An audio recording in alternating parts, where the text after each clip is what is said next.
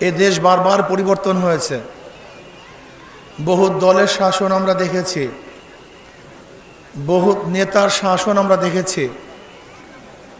আমরা দেখেছি ব্রিটিশ, আমরা দেখেছি ভারত, আমরা দেখেছি পাকিস্তান, আমরা দেখেছি বাংলাদেশ। দেশ বারবার পরিবর্তন আমরা দেখেছি। আমরা মুসলিম লীগের শাসন দেখেছি, আমরা আওয়ামী লীগের শাসন দেখেছি, আমরা জাতীয় পার্টির শাসন দেখেছি, আমরা আইয়ুব খানের শাসন দেখেছি, আমরা শেখ সাহেবের শাসন দেখেছি, জিয়াউর রহমান সাহেবের শাসন দেখেছি, আমরা সত্তার সাহেব এরশাদ সাহেবের শাসন দেখেছি, আমরা খালেদা জিয়া এবং শেখ হাসিনার শাসন দেখেছি। বহু দলের শাসন দেখেছি, বহু নেতার শাসন দেখেছি, কিন্তু মানুষের ভাগ্যের পরিবর্তন দেখি নেই। এদেশ কেন স্বাধীন হয়েছিল আপনারা সবাই জানেন। আমরা তো পশ্চিম পাকিস্তান পূর্ব পাকিস্তান একই ছিলাম, আবার আমরা একসময় ভারতবর্ষের অধীনে ছিলাম। আমরা কেন পাকিস্তান করেছিলাম? ভারতের সংখ্যাগরিষ্ঠ মানুষ মুসলমানদের সাথে বৈষম্য করার কারণে মুসলমানরা দাবি তুলছে মুসলমানদের জন্য আলাদা ভূখণ্ডের প্রয়োজন। আলাদা ভূখণ্ড ব্যতীত মুসলমানের বৈষম্য দূর হবে না, নীতি আদর্শ বাস্তবায়ন হবে না, অধিকার বাস্তবায়ন হবে না। এর জন্য 47-এ আমরা বৈষম্য দূর করার জন্য আন্দোলন করেছিলাম, ভেবেছিলাম বৈষম্য দূর হবে। কিন্তু পশ্চিম পাকিস্তানের মানুষগুলি পূর্ব পাকিস্তানের সাথে বৈষম্য করছে, বৈষম্য দূর করতে পারেনি। সাম্য, মানবিক মর্যাদা, সামাজিক ন্যায় বিচার এই স্লোগানের ভিত্তিতে 71 আমরা দেশকে স্বাধীন করলাম, ভেবেছিলাম বৈষম্য দূর হবে। 71 থেকে 2024 পর্যন্ত যারা শাসন করেছে কেউ বৈষম্য দূর করতে পারেনি, মানুষকে শান্তি মুক্তি দিতে পারেনি। এর জন্য যে যখন ক্ষমতা যায় টিকতে পারে না। দেখেন, খুব ভালো মতো বুঝবেন, বামনার এলাকার লোক, এই পাথরঘাটার লোক আপনারা ভালো মতো বুঝবেন। 71 আমরা স্বাধীন হয়েছিলাম, পাকিস্তানিরা আমাদের ভোটের অধিকার দিতে পারে নাই, ভোটের মূল্যায়ন করতে পারে নাই। কারণ আপনারা জানেন 70-এ যে নির্বাচন হয়েছিল, সেই 70-এর নির্বাচনে আওয়ামী লীগ 160টা সিট পেয়েছিল। অর্থাৎ পশ্চিম পাকিস্তান পূর্ব পাকিস্তানের একক ক্ষমতায় যাবেন আওয়ামী লীগ। কিন্তু আইয়ুব খান ভোটের মর্যাদা রক্ষা করতে না পারার কারণে এদেশের মানুষের কাছে যা কিছু ছিল তা নিয়ে পাকিস্তানের বিরুদ্ধে ঝাঁপিয়ে পড়েছিল। কথা ঠিক না? শুনবেনও না ভাই, মাইক যেরকম ফিটিং করছে আমি নিজেও বলতে পারতেছি না, আপনারা শুনবেন ওর চেয়ে ভালো। বাস এই পর্যন্তই। এটা তো আমাদের ডিস্টার্ব হবেই, আমি ভালো মতোই আগেই জানি। না বুঝলে কিচ্ছু করার নেই, কিচ্ছু এখন করার নেই, বুঝবেন না, আমি আগেই জানি বুঝবেন না। 71-এর স্লোগান কি ছিল আপনারা জানেন? বলেন তো। অধিকাংশ মানুষ জানে না 71-এর কি স্লোগান ছিল। স্লোগান ছিল সাম্য, মানবিক মর্যাদা, সামাজিক ন্যায় বিচার। সাম্য, মানবিক মর্যাদা, সামাজিক ন্যায়, সাম্যতা চাই। কোনো মানুষের মধ্যে ভেদাভেদ চাই না, সবার অধিকার সমান চাই। মানবিক মর্যাদা, আশরাফুল মাখলুকাতকে মর্যাদা দিতে হবে। সে ঋষি হোক, কামার হোক, চামার হোক, জেলে হোক, তাঁতি হোক, কৃষক হোক, শ্রমিক হোক, কালো হোক, সুন্দর হোক, বংশীয় নন বংশীয়, যেই হোক না কেন আশরাফুল মাখলুকাতকে মূল্যায়ন করতে হবে, মর্যাদা দিতে হবে। আমরা কিসের জন্য আন্দোলন করেছিলাম? ন্যায় বিচার প্রতিষ্ঠিত করার জন্য। ন্যায় বিচার প্রতিষ্ঠিত করতে হবে। এদেশের মানুষ আন্দোলন করে দেশকে স্বাধীন করেছিল। 71-এ আওয়ামী লীগ ক্ষমতায় উঠছে, 72-এ সংবিধান রচিত হয়েছে। বাংলাদেশের সংবিধান রচিত হয়েছে কোন সনে? কথা বলেন।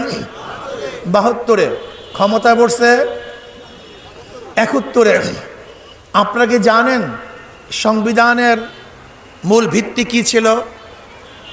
আমরা অনেকেই জানি না সংবিধানের মূল ভিত্তি কি ছিল।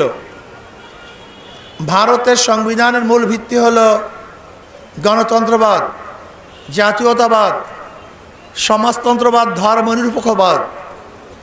এই তিনটা মূল নীতি হলো ভারতের সংবিধানের।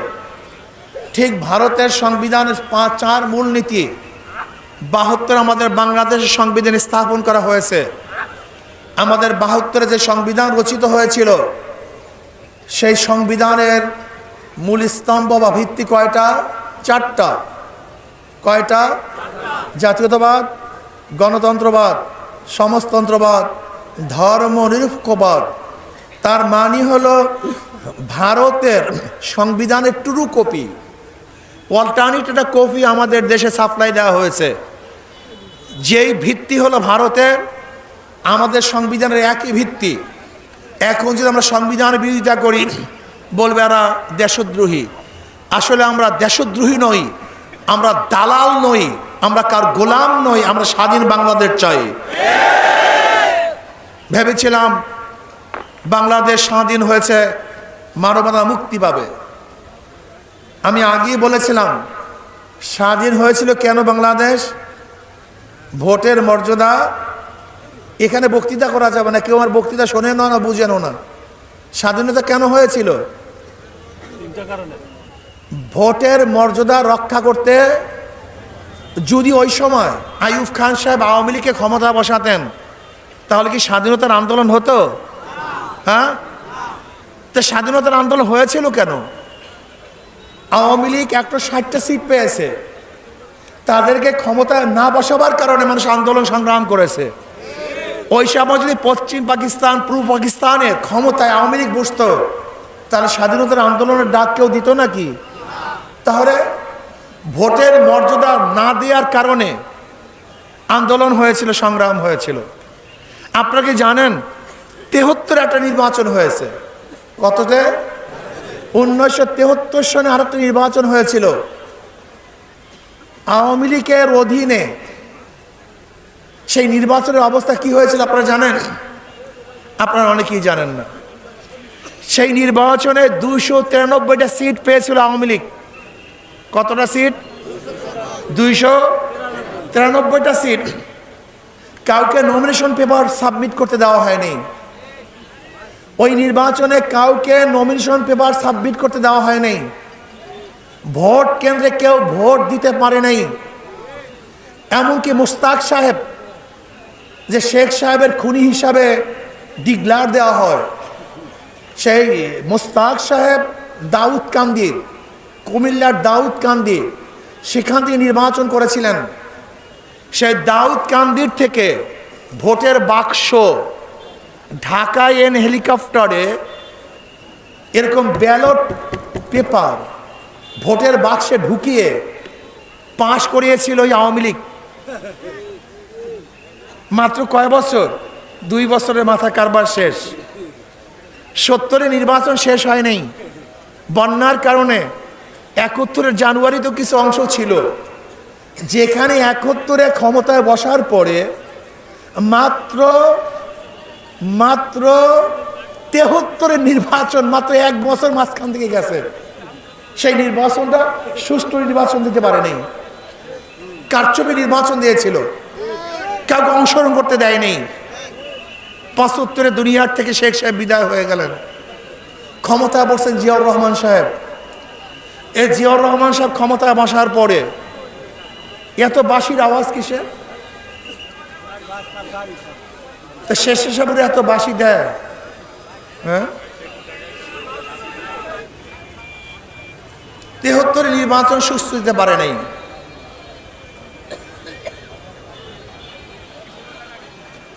75-এ জিয়াউর রহমান সাহেব ক্ষমতায় বসছেন। 75-এ ক্ষমতায় বসার পরে 79-তে একটা নির্বাচন দিয়েছিলেন। বসছেন 75-এ, নির্বাচন দিয়েছেন 79-তে। এরপর উনি দুনিয়ার থেকে বিদায় হয়ে গেলেন। 81 সনে আর আয় না তো কারণ তো মাইকে না বুঝা গেলে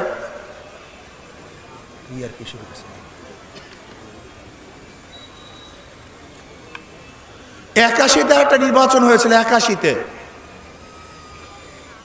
সেই 81 নির্বাচনে সত্তার সাহেব আবার একটা ছাতা নিয়ে আসছে এখানে।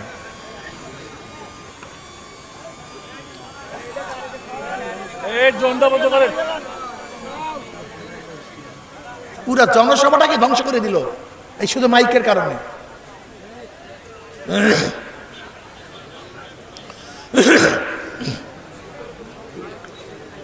কি যে হইল বুঝলাম না। এখন কি বুঝতেছেন নাকি?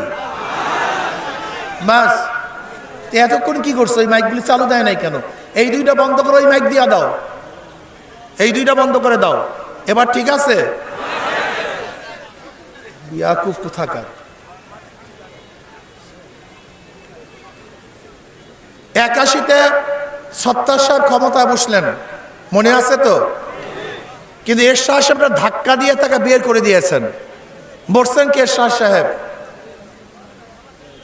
86-টা নির্বাচন হয়েছিল, কন্ট্যাক্ট নির্বাচন। এই প্রথম আওয়ামী লীগ সেই 75-এর পরে নির্বাচন অংশগ্রহণ করে, কন্ট্যাক্ট নির্বাচন। সেই নির্বাচনে অনেকে গেছে, অনেকে যায় নাই। এরপরে আন্দোলন সংগ্রামের ভিত্তিতে 91-তে আমরা খালেদা জিয়াকে ক্ষমতা বসিয়েছিলাম। কি বলেছিলাম? জিয়াউর রহমান সাহেব এইটা করছে, সেইটা করছে, এই তার গুণ, এই সেই গুণ। জিয়াউর রহমান সাহেবের গুণের কারণে 81-তে আমরা সত্তার সাহেবকে বসিয়েছিলাম, থাকতে পারে নাই। জিয়াউর রহমান সাহেবের গুণের কারণে আমরা 91-তে তার স্ত্রীকে বসিয়েছিলাম ক্ষমতায়। কিন্তু আমরা কি দেখলাম? মাত্র 5 বছরে 91 থেকে 95 পর্যন্ত এই মাত্র 5 বছরে দুর্নীতিতে দেশকে 3বার চ্যাম্পিয়ন করছে। কয়বার? মাত্র 5 বছরে 3বার দুর্নীতিতে গোটা বিশ্বের মধ্যে বাংলাদেশ হ্যাট্রিক করেছে। ভেবেছি এর দ্বারা হবে না, সরাও সরাও খালেদা জিয়াকে, বসাও মানুষ কন্যাকে। আমরা মানুষ কন্যাকে বসালাম 96-তে। মানুষ কন্যা চিনেন তো? শেখ হাসিনাকে ক্ষমতা বসালাম।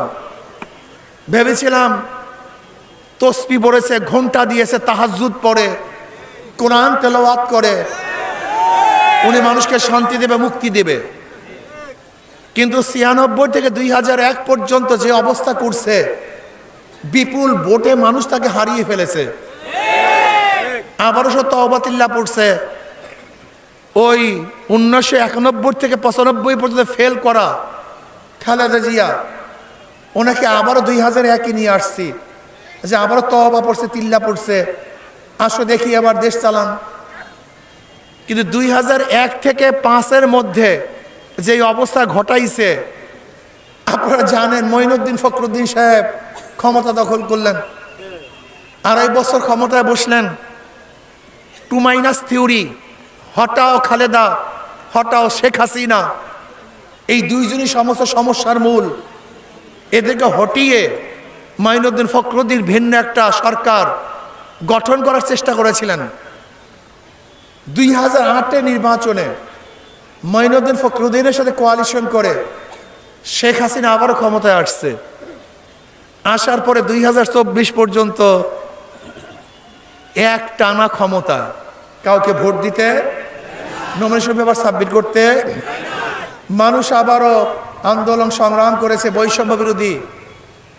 হটাও ফ্যাসিস্টকে আমরা হটালাম। ভেবেছি এবার দুর্নীতি মুক্ত দেশ পাবো, আমরা বৈষম্য বিরোধী দেশ পাবো, চাঁদা মুক্ত দেশ পাবো, ধর্ষণ মুক্ত দেশ পাবো, খুন মুক্ত দেশ পাবো, যেখানে সাম্য, মানবিক মর্যাদা, সামাজিক ন্যায় বিচার প্রতিষ্ঠিত হবে। কিন্তু আমার প্রশ্ন, যারা জ্ঞানী যারা মূর্খ গভেট গোবর মাথায়, আমি তাদের কাছে প্রশ্ন করতে চাই না। যাদের মাথার মধ্যে ঘিলু আছে, চাই সে পড়াশোনা করেন অথবা নাই করেন, জ্ঞানের জন্য পড়াশোনার দরকার নেই। কাজী নজরুল সে মাস্টার্স পাস করে নাই, কিন্তু তার কবিতার দ্বারা ডক্টরেট করা হয়।